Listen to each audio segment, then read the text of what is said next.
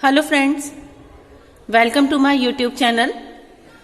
अगर आपको मेरी वीडियोस पसंद आ रही हैं तो मेरे चैनल को ज़रूर सब्सक्राइब करिए ताकि मैं आपकी और वीडियोस भी आपके साथ शेयर कर सकूं। आज हम अपने वाइवा क्वेश्चंस जो कि डिजिटल लॉजिक से रिलेटेड है उसका लास्ट पार्ट आपके साथ डिस्कस करने वाली हूं। और लास्ट पार्ट है आपका सीक्वेंशियल सर्किट्स का। सीक्वेंशियल सर्किट्स मतलब ऐसे सर्किट्स जिनमें मेमोरी एलिमेंट रहता है जो कि कॉम्बिनेशनल के बाद एडवांस्ड वर्जन होता है।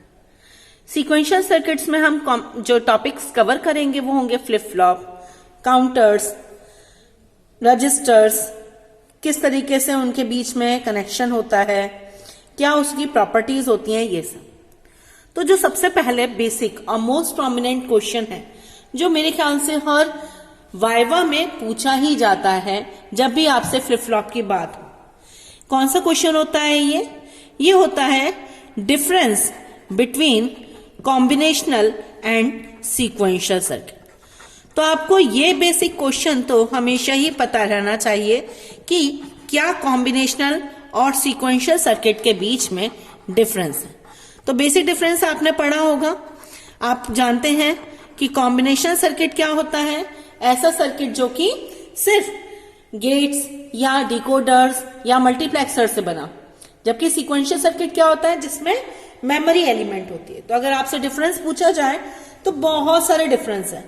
सबसे पहला डिफरेंस कि मेमोरी यूनिट की रिक्वायरमेंट नहीं होती कॉम्बिनेशनल सर्किट में, जबकि सीक्वेंशियल सर्किट में मेमोरी एलिमेंट जो कि फ्लिप फ्लॉप होता है उसकी रिक्वायरमेंट होती है। दूसरा, जब मेमोरी एलिमेंट नहीं होता कॉम्बिनेशनल सर्किट में तो क्या क्लॉक इनपुट की जरूरत होती है? नहीं। तो क्लॉक इनपुट की भी रिक्वायरमेंट ऐसे केस में नहीं रहती। थर्ड, अगर आप डिफरेंस देखें तो यहां पर मैं इन डिफरेंसेस को नोट भी कर सकती हूं। पहला डिफरेंस मैंने आपको बता ही दिया, मेमोरी यूनिट की रिक्वायरमेंट नहीं है, नो मेमोरी यूनिट। और इसमें क्या है, रिक्वायर्ड है। किस बात की रिक्वायरमेंट है?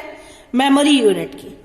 तो इस मेमोरी यूनिट को हम सिर्फ फ्लिप फ्लॉप से ही बना सकते हैं या फिर लैचेस का भी इस्तेमाल कर सकते हैं। ठीक। दूसरा मैंने आपको क्या बताया कि अगर यहां पर मेमोरी यूनिट है तो यहां पर क्लॉक इनपुट की रिक्वायरमेंट होगी, जबकि यहां पर कोई भी क्लॉक इनपुट नहीं है। थर्ड, कॉम्बिनेशन सर्किट में मेमोरी यूनिट ना होने की वजह से सीधा सीधा रास्ता होता है, इनपुट दिया आउटपुट लिया, जबकि सीक्वेंशियल सर्किट में क्या होता है, एक फीडबैक पाथ रहता है। तो उसकी वजह से इसकी स्पीड फास्टर रहती है और जबकि कॉम्बिनेशन सीक्वेंशियल सर्किट की स्पीड क्या रहती है, स्लोअर स्पीड।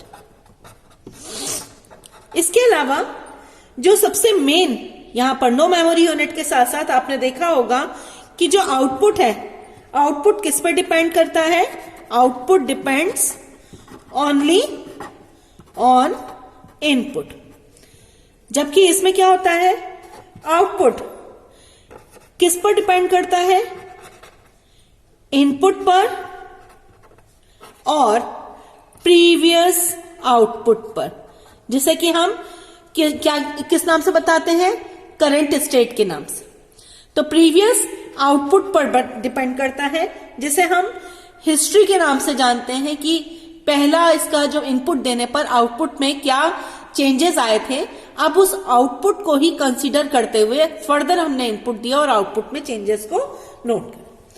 साथ ही अब इसमें एक मेमोरी यूनिट एडिशनल नहीं है तो ऑब्वियस है ये इजियर टू डिजाइन है, जबकि वो क्या रहेगा, in comparison it will be difficult to design.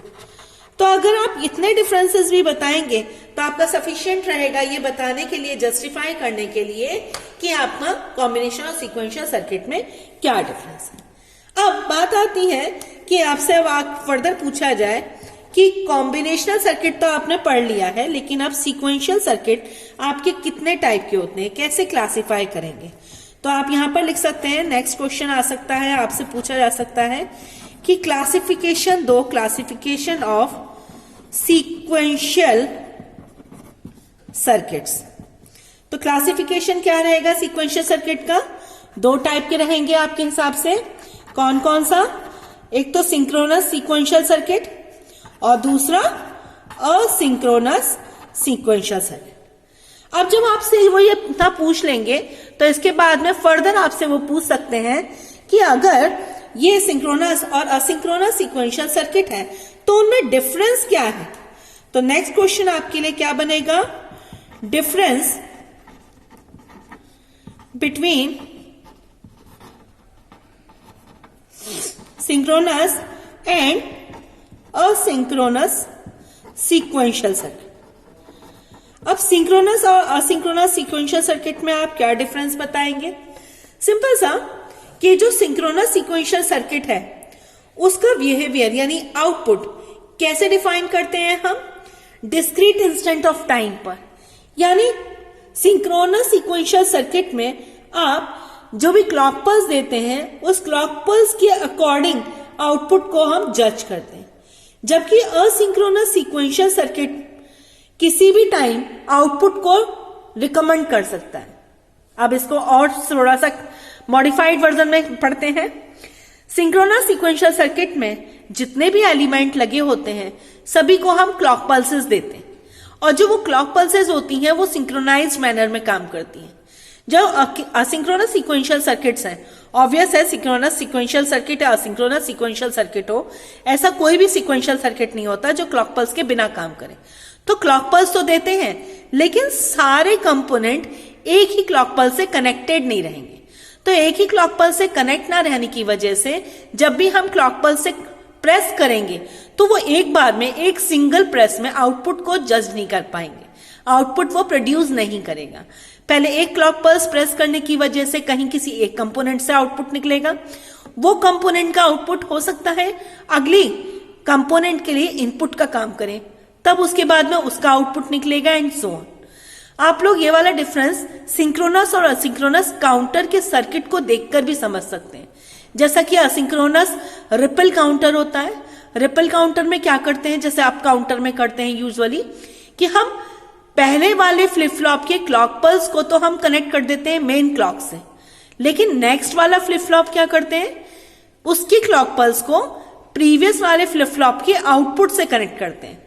तो जब मैं क्लॉक पल्स ट्रिगर करती हूं तो पहला फ्लिप फ्लॉप तो आउटपुट दे देता है, लेकिन जब पहला वाला आउटपुट देता है तब वो नेक्स्ट फ्लिप फ्लॉप के इनपुट पर जाकर उसको ट्रिगर करता है।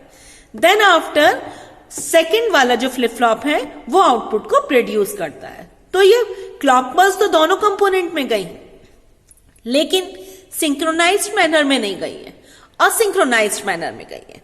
तो यही मेन डिफरेंस होता है सिंक्रोनस और असिंक्रोनस सर्किट्स।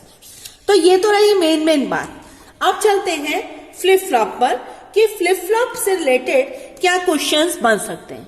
तो सबसे पहले चीज, फ्लिप फ्लॉप से रिलेटेड अगर क्वेश्चन है तो सबसे पहले वो आपसे क्या पूछेंगे कि फ्लिप फ्लॉप क्या होता है। तो आपसे सीधा सीधा क्वेश्चन उनका यही आएगा, व्हाट इज फ्लिप फ्लॉप। तो आपको आंसर देना होगा कि किसी भी बेसिक मतलब डेटा स्टोरेज डिवाइस की बेसिक यूनिट है फ्लिप फ्लॉप। मतलब फ्लिप फ्लॉप क्या करेगा, फ्लिप फ्लॉप एक मेमोरी यूनिट है जो कि आउटपुट स्टेट को या तो 1 पर होल्ड करके रखेगा या फिर 0 पर। सिंगल बिट स्टोर करता है, याद रखेगा। एक फ्लिप फ्लॉप, तो फ्लिप फ्लॉप समझ गए ना। तो क्वेश्चन क्या आएगा, how many bits a flip flop store. तो आप क्या कहेंगे, सिंगल बिट स्टोर करता है। यानी अगर मुझे 4 बिट स्टोर करनी है तो मुझे 4 फ्लिप फ्लॉप की रिक्वायरमेंट होगी। ठीक है, तो इस तरीके से आप आंसर देंगे। अब इसके बाद आता है, आपसे पूछा जाएगा कि क्लासिफाई करो कितने टाइप के फ्लिप फ्लॉप होते हैं। तो आप क्या आंसर देंगे, 5 टाइप के फ्लिप फ्लॉप्स होते हैं। एसआर फ्लिप फ्लॉप जिसे सेटर सेट बोलते हैं। सेकंड, एसआर फ्लिप फ्लॉप के बाद JK flip flop. Third, JK flip flop के बाद delay flip flop. Delay flip flop यानी कि डी फ्लिप फ्लॉप।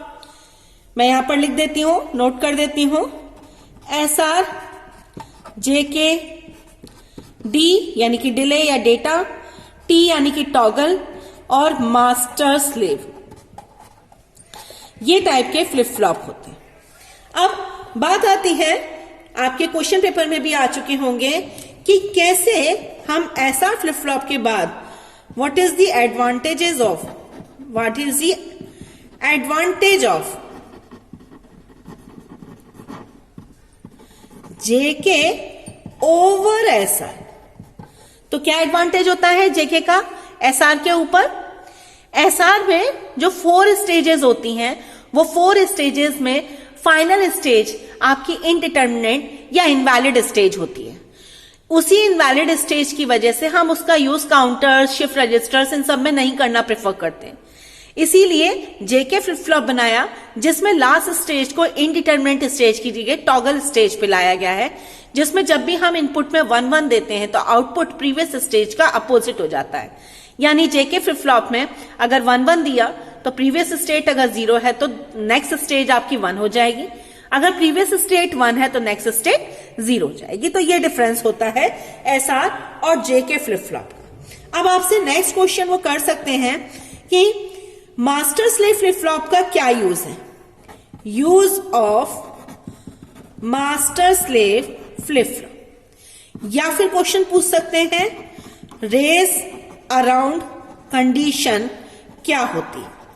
बहुत प्रोमिनेंट क्वेश्चंस बता रही हूं क्योंकि बेसिकली नंबर सिस्टम से या कॉम्बिनेशनल सर्किट से या फिर स्विचिंग लॉजिक से जो क्वेश्चंस बनते हैं उसमें सबसे ज्यादा कॉम्बिनेशनल सर्किट और सीक्वेंशियल सर्किट से ज्यादा क्वेश्चंस पूछे जाते हैं। तो अब रेस अराउंड कंडीशन क्या होती है? बहुत ही आसान है, मैंने वीडियो भी डाल रखी है, आप उस वीडियो को भी चेक करेंगे तो बहुत अच्छे से समझ जाएंगे। मास्टर स्लेव फ्लिप फ्लॉप की एक कंडीशन मैंने आपको बताई हुई है, उसमें रेस अराउंड कंडीशन डिस्कस की है। फिर भी शॉर्ट में बता देती हूं कि जेके फ्लिप फ्लॉप में इनपुट को हम क्या करते हैं, वापस फीडबैक करते हैं। जेके फ्लिप फ्लॉप कैसे बनता है? एसआर फ्लिप फ्लॉप होता है, आउटपुट को वापस रोल बैक करके इनपुट में डालते हैं। अब उससे क्या होता है कि जैसे ही आउटपुट चेंज होता है वो इनपुट पर रिफ्लेक्ट करने लग जाता है। अब इसकी वजह से क्या होता है, पॉजिटिव हाफ साइकिल की, जैसे कि जेके फ्लिप फ्लॉप जैसे ही 1 1 होते हैं तो ही आउटपुट टॉगल हो जाता है। अब जब आउटपुट टॉगल हुआ तो वो आउटपुट हमारा वापस इनपुट पे आके फीडबैक हुआ।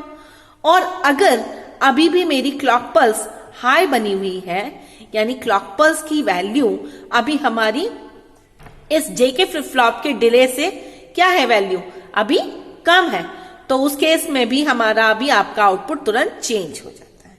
तो चेंज होने से क्या होता है, अगर लेवल ट्रिगरिंग होती है तो जैसे ही इनपुट चेंज होकर आउटपुट में आता है वो आउटपुट वापस फीडबैक होकर इनपुट पे फिर से चेंज करने के लिए प्रोवोक करता है। तो क्या होता है, क्लॉक पल्स तो अभी भी गिवन है, आउटपुट 1 से 0 हो गया तो 0 वापस यहां पर आ गया, उसने फिर इसको चेंज करने के लिए प्रोवोक किया तो आउटपुट फिर से चेंज हो गया। तो इस तरीके से उसी क्लॉक पल्स में, उसी ड्यूरेशन में आउटपुट वापस चेंज होता रहता है। तो इसे टॉगलिंग की कंडीशन कहते हैं। टॉगलिंग बार बार होती रहती है। और आपको और डीपली पढ़ना है तो आप मेरी वीडियो में से एक बार कंसल्ट कर सकते हैं, उसमें एक डायग्राम, एक वेवफॉर्म बनाकर मैंने एक्सप्लेन करा हुआ है, बहुत आराम से आपको समझ में आ जाएगा अगर कोई डाउट है तो। फिलहाल मैं आपसे मेन क्वेश्चंस डिस्कस कर रही हूं, उनके सॉल्यूशंस हम बहुत डीप में डिस्कस नहीं करेंगे। ठीक, ये हो गया आपका क्या, मास्टर स्लेव फ्लिप फ्लॉप। अब बात आती है, ये तो हो गया यूज, तो अब हमने क्या करा, रेस अराउंड कंडीशन बताई आपको। तो इस रेस अराउंड कंडीशन से बचने का रास्ता क्या है, मास्टर स्लेव फ्लिप फ्लॉप। तो अब बात आएगी कि क्या होता है master slave flip flop. What is master, sorry MR की जगह MS होना चाहिए, MS फ्लिप फ्लॉप। तो मास्टर स्लेव फ्लिप फ्लॉप क्या होता है, मास्टर स्लेव ऐसा फ्लिप फ्लॉप होता है जिसमें 2 फ्लिप फ्लॉप होते हैं, जिसमें पहला फ्लिप फ्लॉप मास्टर की तरह से वर्क करता है और दूसरा फ्लिप फ्लॉप स्लेव की तरह से काम करता है। ये जेके फ्लिप फ्लॉप से ही मिलकर बने होते हैं, यानी पहला भी जेके होता है, दूसरा भी जेके होता है। ये रेस अराउंड कंडीशन को रिमूव करने के लिए यूज होता है। क्लियर है मेरी बात? अच्छा, अब इसके अलावा बहुत ही बेसिक क्वेश्चंस आपसे पूछे जा सकते हैं, प्लीज इन्हें पढ़ लीजिएगा कि ऑपरेशन क्या है डी फ्लिप फ्लॉप का, या फिर टी फ्लिप फ्लॉप का, या जेके फ्लिप फ्लॉप का, या एसआर का। तो फ्लिप फ्लॉप की वर्किंग वर्किंग मतलब ऐसा नहीं है कि वो आपसे 4 नैंड गेट्स बनवाएंगे और उसमें पूछेंगे कि इसमें 1 दिया, इसमें 0 दिया तो क्या हुआ। आपको बस एक कैरेक्टरिस्टिक्स इक्वेशन का और कैरेक्टरिस्टिक्स टेबल का आइडिया होना चाहिए कि जेके पर 1 1 देने पर आउटपुट में क्या चेंजेस होते हैं। टॉगल फ्लिप फ्लॉप यानी टी फ्लिप फ्लॉप का सर्किट डायग्राम कैसा दिखता है। डी फ्लिप फ्लॉप में हम सिंगल इनपुट देते हैं तो पहले वाले नैंड गेट और अगले वाले नैंड गेट में दोनों में आपस में कोई रिलेशन होता है क्या, तो आप बता देंगे साफ साफ कि सेकेंड इनपुट एक नॉट गेट से कनेक्ट होता है, जबकि टी फ्लिप फ्लॉप में दोनों इनपुट सिंगल उससे वायर से टाई अप रहते हैं। JK flip flop SR flip flop की कमियों को ओवरकम करने के लिए बना है। SR flip flop basic flip flop होता है। अच्छा, इसके अलावा आपसे पूछा जा सकता है कि लैच क्या होता है, लैच। और क्वेश्चन पूछा जा सकता है difference between latch and flip flop. In questions को आप अपनी कॉपी पर नोट डाउन कर लीजिएगा मेरी बात सुनते सुनते, ताकि जो क्वेश्चंस में आपको प्रॉब्लम हो आप मेरी वीडियोस से देखकर उसको कंसल्ट कर लें। Definitely it will help you. ये बहुत प्रोमिनेंट क्वेश्चन है जो मैं आपसे अभी डिस्कस कर रही हूं। इस यूनिट से सबसे ज्यादा क्वेश्चन पूछे जाते हैं और यूनिट्स के कंपैरेटिवली। और इसके अलावा और भी बहुत सारे क्वेश्चंस आते हैं। क्या क्वेश्चंस रहते हैं और क्वेश्चन डिस्कस करते हैं। सबसे ज्यादा और भी क्या पूछा जाता है, characteristics equation of flip flops. तो कैरेक्टरिस्टिक्स इक्वेशन को कैसे डिस्कस करते हैं, आप सिंपल से कहेंगे जैसे एसआर के लिए Qn+1 क्या होता है, S प्लस R बार Qn। ऐसे जेके के लिए Qn+1 क्या होता है, J Qn बार प्लस K बार Qn। ऐसे D के लिए Qn+1 D होता है, T के लिए Qn+1 T बार Qn प्लस T Qn बार होता है। तो ये कैरेक्टरिस्टिक्स इक्वेशन है जो वो आपसे पूछ सकते हैं, लिखवा सकते हैं।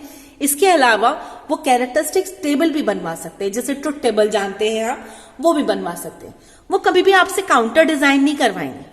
काउंटर के लिए नहीं कहेंगे कि भाई आप तब तक काउंटर डिजाइन करो कि मॉड्यूलस 5 काउंटर डिजाइन करो या मॉड्यूलस 10 काउंटर डिजाइन करो। आपसे यही बेसिक क्वेश्चन पूछे जाएंगे। इसके अलावा ऑपरेशन पूछे जाते हैं। अब आते हैं हम रजिस्टर्स वाले सेक्शन पर। काउंटर पर अभी जंप करेंगे, अब हम रजिस्टर वाले सेक्शन पर आते हैं कि रजिस्टर्स में कौन से क्वेश्चन बन सकते हैं।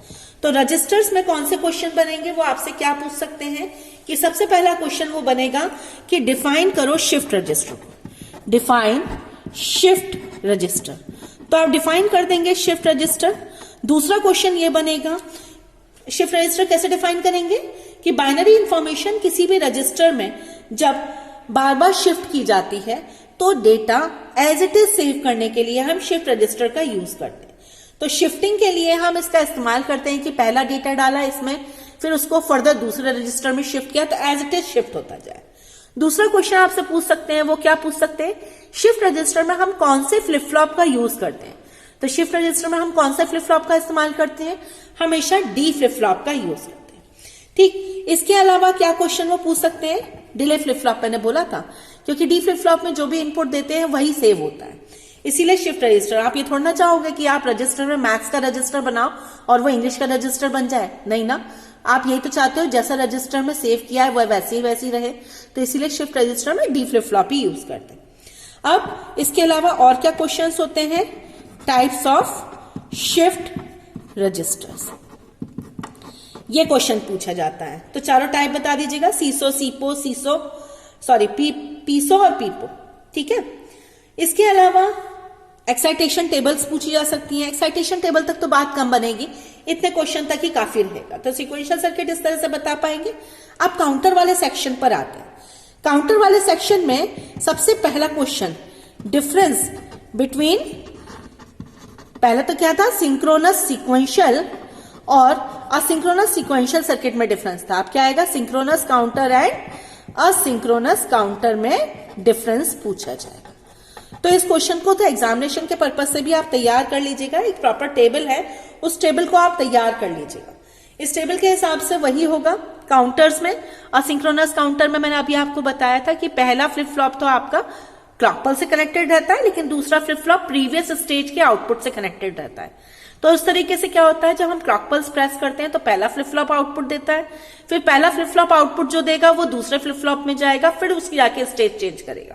तो ये टाइम टेकिंग प्रोसेस है। जबकि सिंक्रोनस काउंटर में क्या होता है, सारे के सारे फ्लिप फ्लॉप को की क्लॉक पल्स को काउंटर की एक सिंगल क्लॉक पल्स से कनेक्ट कर दिया जाता है। तो जैसे ही प्रेस करते हैं सारे फ्लिप फ्लॉप आउटपुट देने लग जाते हैं। तो इससे इसकी स्पीड फास्ट हो जाती है, जबकि असिंक्रोनस की स्पीड बहुत स्लो रहती है।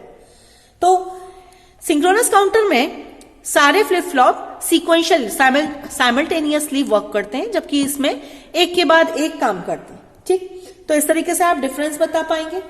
अच्छा, फ्लिप फ्लॉप के एप्लीकेशंस भी पूछ सकते हैं, ये भी क्वेश्चन है, एप्लीकेशंस ऑफ फ्लिप फ्लॉप। याद रखिएगा, मेरी वीडियो को आप म्यूट करके नहीं समझ सकते, क्योंकि मैं बहुत सारी बातें यहाँ लिख नहीं सकती।